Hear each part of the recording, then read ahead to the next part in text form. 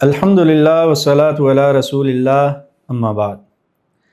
تمام تعریفیں اللہ سبحانہ و تعالیٰ کے لیے جس نے اپنا زندہ کلام نازل کیا جو انسان کو اندھیروں سے روشنی کی طرف لے آتا ہے۔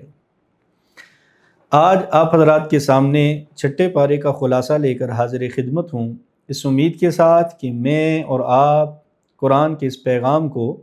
اپنی زندگیوں میں شامل کرنے کی پوری کوشش کریں گے۔ چھٹے پارے کی ابتدا ایک خوبصورت پیغام کے ساتھ ہوتی ہے۔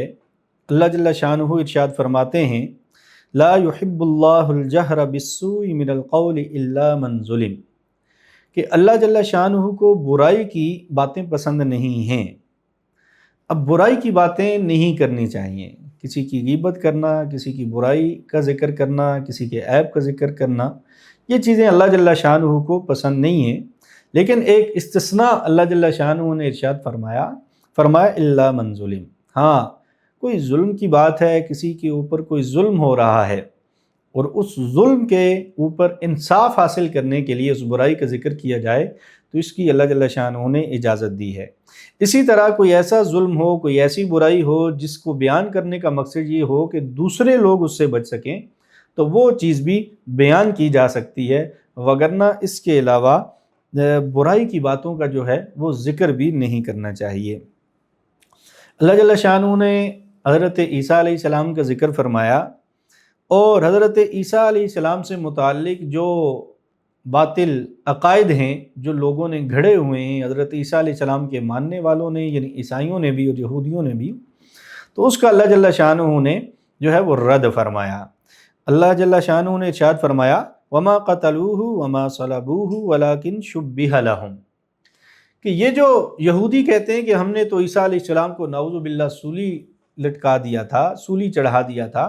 تو اللہ جل شانہ فرماتے ہیں نہ تو عیسیٰ علیہ السلام کو کوئی قتل کر سکا، نہ ہی کسی نے عیسیٰ علیہ السلام کو سولی لٹکایا۔ اور پھر اللہ جل شانہ فرما رہے ہیں بر رفعہ اللہ الیہ وکان اللہ عزیزا حکیما، کہ اللہ جل شانہ نے عیسیٰ علیہ السلام کو آسمانوں پر اٹھا لیا تھا۔ ہم مسلمانوں کا یہ عقیدہ ہے کہ اللہ جل شانہ نے عیسیٰ علیہ السلام کو زندہ حالت میں آسمانوں پر اٹھا لیا اور قرب قیامت میں عیسیٰ علیہ السلام واپس دنیا میں تشریف لائیں گے اور اللہ کے نبی صلی اللہ علیہ وسلم کی شریعت کے مطابق زندگی گزاریں گے۔ اسی طرح عیسائیوں کے حوالے سے اہل کتاب کا جو یہ عقیدہ ہے، یہ جو ان کا نظریہ ہے عیسائیوں کا، کہ وہ کہتے ہیں کہ نعوذ باللہ تین الہ ہیں، عیسیٰ علیہ السلام بھی، حضرت مریم علیہ السلام بھی اور اللہ جل شانہ۔ تو اللہ جل شانہ فرما رہے ہیں وَلَا تَقُولُوا عَلَى اللَّهِ إِلَّا الْحَقِّ، کہ اللہ جل شانہ کے حوالے سے حق بات کرنی چاہیے، حق بات کے علاوہ کوئی بات نہیں کرنی چاہیے۔ وَلَا تَقُولُوا ثَلَاثَةً، اور یہ بات کلمہ کفر، یہ جو شرک والی بات ہے، یہ نہیں کہنی چاہیے کہ نعوذ باللہ تین الہ ہیں، تین معبود ہیں، تین جو ہے وہ اللہ ہیں، یہ بات غلط ہے۔ اس کا اللہ جل شانہ نے رد فرمایا انما اللہ الہ واحد سبحانہ ان یکون لہ ولد، کہ اللہ کی ذات وہ تو واحد ہے، تنہا ہے، یکتا ہے، تنہا ہے، اکیلی ذات ہے، اس کا تو کوئی بھی شریک نہیں ہے، کوئی اس کی اولاد نہیں ہے۔ اس سے آگے سورۃ المائدہ آتی ہے۔ سورۃ المائدہ میں سب سے پہلے اللہ جل شانہ نے ارشاد فرمایا یا ایھا الذین آمنوا اوفوا بالعقود، کہ آپ کے جو عقد ہیں، آپ کے جو عہد و پیمان ہوتے ہیں، جو وعدے ہوتے ہیں، ان کو پورا کرنا چاہیے۔ سب سے پہلے تو انسان کا جو عہد و پیمان ہے وہ اللہ کی ذات کے ساتھ ہے کہ اللہ کے علاوہ کوئی شریک نہیں، اللہ کے رسول صلی اللہ علیہ وسلم کے ساتھ ہے کہ ان کی زندگی کے مطابق ہم نے زندگی گزارنی ہے۔ اور اس کے بعد جو لوگوں کے آپس میں عہد و پیمان ہوتے ہیں، جو معاہدات ہوتے ہیں، اللہ جل شانہ فرماتے ہیں ایمان والے تو وہی ہوتے ہیں جو ان عہدوں کو پورا کرتے ہیں۔ پھر اس سے آگے اللہ جل شانہ نے جو حرام چیزیں ہیں ان کا ذکر فرمایا، جو مردار ہے، جو بہتا ہوا خون ہے، جو اسی طرح گر کر مرنے والا جانور ہے، اس طرح کی اللہ جل شانہ نے چیزوں کا ذکر فرمایا جو حرام ہیں۔ پھر فرمایا الیوم اکملت لکم دینکم واتممت علیکم نعمتی ورضیت لکم الاسلام دینا،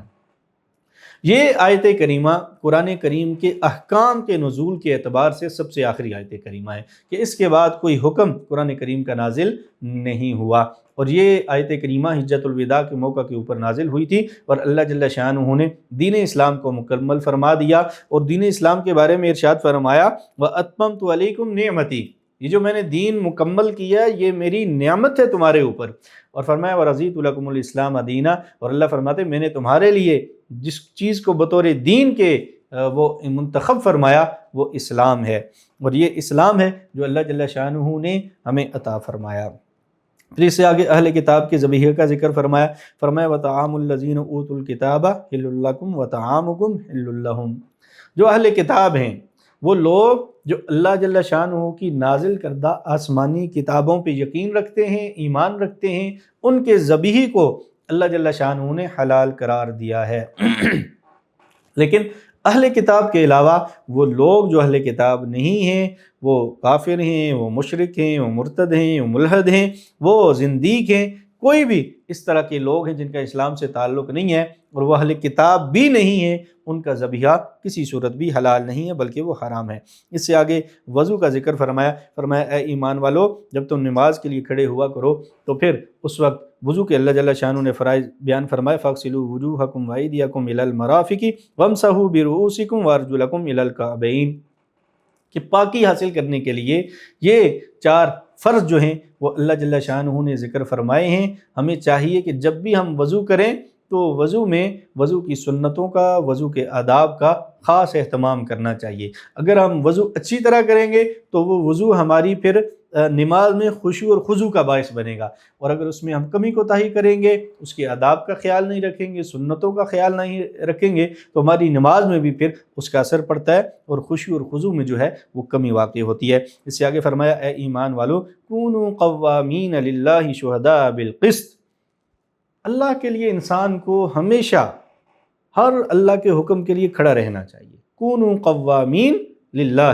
شہداء بالقسط، اور انسان کو انصاف کے ساتھ گواہی دینی چاہیے۔ جو بھی انسان کو بات معلوم ہو اس کا انسان گواہ بن سکے تو اسے انسان کو اچھی طرح صرف وہی گواہی دینی چاہیے جو سچی ہو، جھوٹی گواہی نہیں دینی چاہیے۔ پھر اللہ جل شانہ نے ایک بہت بڑا ادب دشمنی کا بھی بیان فرمایا وَلَا يَجْرِمَنَّكُمْ شَنَآنُ قَوْمٍ عَلَىٰ أَلَّا تَعْدِلُوا، اور بھائی کسی قوم کی دشمنی تمہیں اس بات پہ مت ابارے، اس بات پہ نہ ابارے کہ تم اس میں اعتدال سے تجاوز کرو، عدل سے جو ہے وہ تجاوز کرو۔ کیا مطلب کہ کسی قوم سے دشمنی ہے تو اس سے اعتدال کے ساتھ دشمنی کرنی چاہیے، عدل کے ساتھ ہی دشمنی کرنی چاہیے، اس میں زیادتی اور ظلم نہیں کرنا چاہیے۔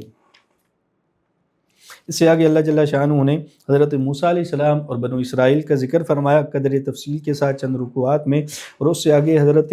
آدم علیہ السلام اور ان کے بیٹوں کا ذکر فرمایا وَاتْلُ عَلَيْهِمْ نَبَأَ ابْنَيْ آدَمَ بِالْحَقِّ،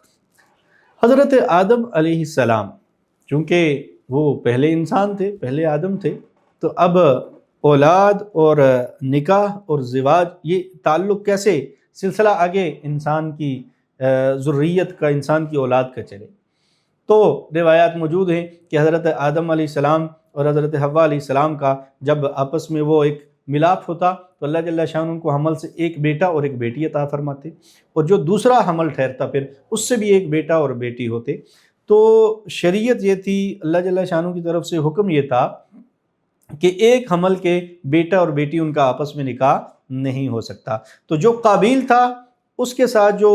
اس کی بہن پیدا ہوئی تھی وہ انتہائی خوبصورت اور انتہائی اچھی صفات کی حامل تھی، اور جو حابیل تھا اس کے ساتھ اس کی جو بہن پیدا ہوئی تھی، اب صورت یہ تھی کہ قابیل کا نکاح حابیل کی بہن سے ہوگا اور حابیل کا نکاح قابیل کی بہن سے ہوگا، لیکن قابیل نے کہا کہ نہیں، میں نعوذ باللہ جو اپنی بہن ہے سگی، جو جس حمل میں میرے ساتھ جس حمل میں پیدا ہوئی اسی کے ساتھ میں نکاح کروں گا۔ تو حضرت آدم علیہ السلام نے اللہ کی طرف سے یہ ان کو وحی کے ذریعے یہ پیغام ملا کہ یہ دونوں قربانی کریں، اور جس کی قربانی قبول ہو گئی وہ سچا، اس کی بات مان لی جائے گی۔ تو جب حابیل نے بھی اپنی قربانی رکھی، قابیل نے بھی قربانی رکھی، تو اللہ جل شانہ نے حابیل کی قربانی قبول کر لی اور قابیل کی قربانی قبول نہیں ہوئی۔ تو قابیل نے پھر جذبات میں آ کر حابیل کو جو ہے وہ قتل کر دیا۔ تو اللہ جل شانہ نے اس واقعے کا ذکر فرمایا۔ تو سب سے پہلا قتل جو ہے وہ عورت کی وجہ سے ہوا۔ آج بھی ہم دیکھتے ہیں کہ غیرت کے نام پر اور اس طرح بہت زیادہ لوگ جذبات میں آتے ہیں، اور اکثر جو قتل ہوتے ہیں ان کی اگر پیچھے بنیاد دیکھی جائے تو اکثر اوقات جو ہے وہ عورت ہی ہوتی ہے۔ تو ان معاملات میں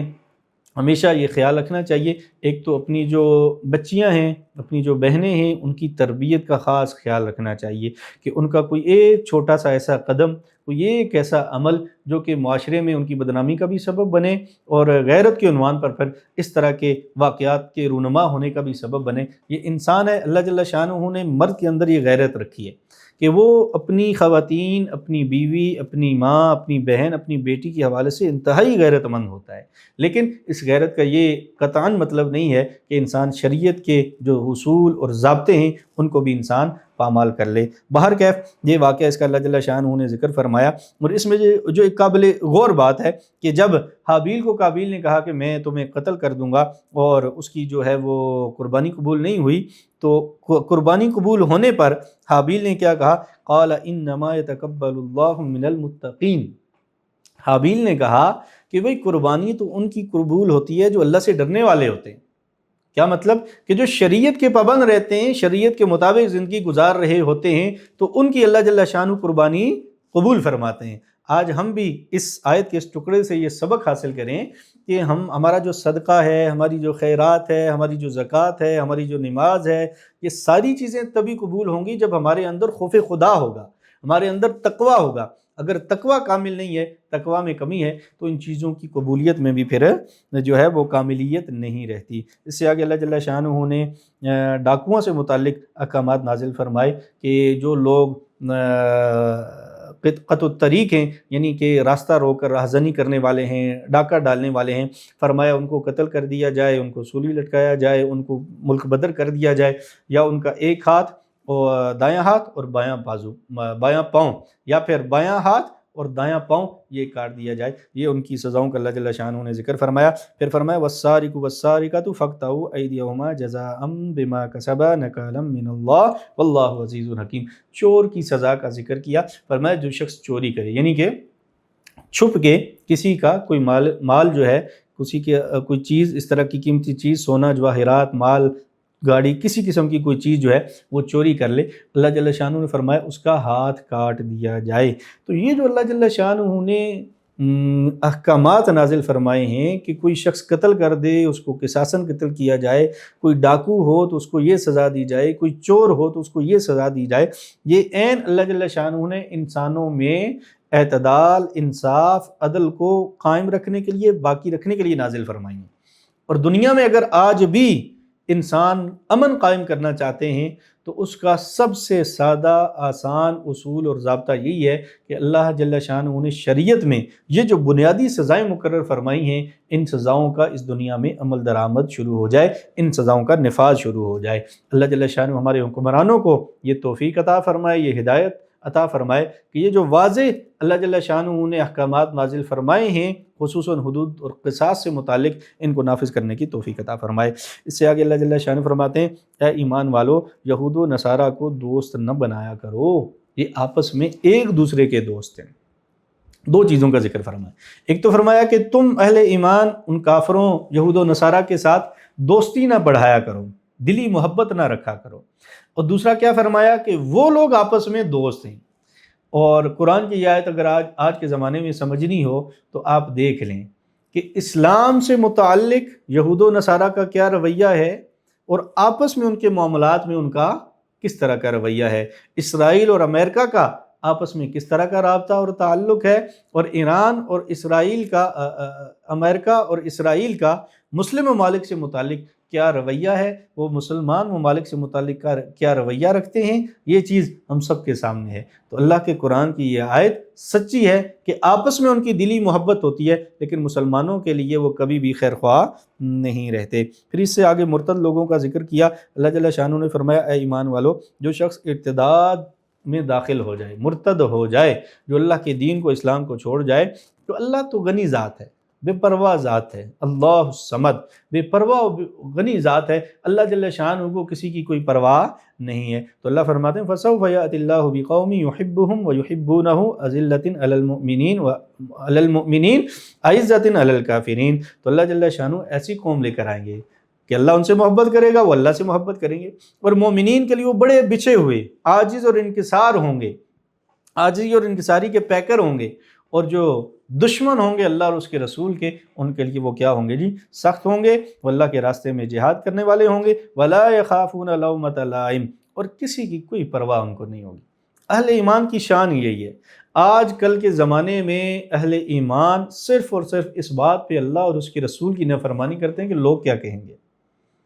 شادی ہے تو اللہ اور اس کے رسول کی نافرمانی کہ لوگ کیا کہیں گے، غمی ہے، کوئی مر گیا تب یہ خوف کہ بھئی لوگ کیا کہیں گے۔ تو لوگوں کا خوف، ان کی ملامت، ان کی تعریف، اس چیز کے اوپر ہم اپنے فیصلے کرتے ہیں۔ جو صاحب ایمان ہوتا ہے، اہل ایمان ہوتا ہے، اس کو اللہ کا خوف ہوتا ہے، اللہ کے رسول کا خوف ہوتا ہے، اور کسی چیز کا خوف نہیں ہوتا۔ ہمیشہ وہ اپنی زندگی کا ایک ایک قدم شریعت کے مطابق جو ہے وہ گزارنے کی کوشش کرتا ہے۔ فرمایا یا ایھا الرسول بلغ ما انزل الیک من ربک، اللہ کے نبی صلی اللہ علیہ وسلم کو یہ حکم دیا گیا کہ جو اللہ کی طرف سے آپ کو احکامات نازل ہوتے ہیں، لوگوں کے کیل کال باتوں کو چھوڑتے ہوئے صرف اور صرف اللہ جل شانہ کی ہدایات کو دنیا میں بیان کیا کریں۔ اور یہ بھی اللہ جل شانہ نے تسلی دی کہ لوگوں سے اللہ کے رسول صلی اللہ علیہ وسلم کی حفاظت کی جائے گی۔ اس پارے کے آخر میں اللہ جل شانہ نے فرمایا لَتَجِدَنَّ أَشَدَّ النَّاسِ عَدَاوَةً لِلَّذِينَ آمَنُوا الْيَهُودَ وَالَّذِينَ أَشْرَكُوا وَلَتَجِدَنَّ أَقْرَبَهُمْ مَوَدَّةً لِلَّذِينَ آمَنُوا الَّذِينَ قَالُوا إِنَّا نَصَارَىٰ۔ اللہ جل شانہ نے 3 طبقات کا ذکر فرمایا۔ سب سے پہلے یہود کا ذکر فرمایا، اور فرمایا یہ مسلمانوں سے دشمنی میں سب سے زیادہ ہوں گے۔ پھر مشرکین کا ذکر فرمایا، فرمایا اس کے بعد وہ ہوں گے، اور پھر فرمایا کچھ نرم دل، کچھ قدرے ان سے کم دشمنی ہوگی اہل نصارہ کی، اہل کتاب میں سے جو عیسائیوں کا طبقہ ہے، یہ مسلمانوں کے حوالے سے تھوڑا نرم رویہ رکھتے ہیں۔ اللہ جل شانہ نے ان تینوں طبقات کا ذکر فرمایا، لیکن فرمایا یہ تینوں طبقات مسلمانوں کے لیے جو ہے وہ اچھے جذبات نہیں رکھتے۔ اللہ جل شانہ کہنے سننے زیادہ عمل کرنے کی توفیق عطا فرمائے۔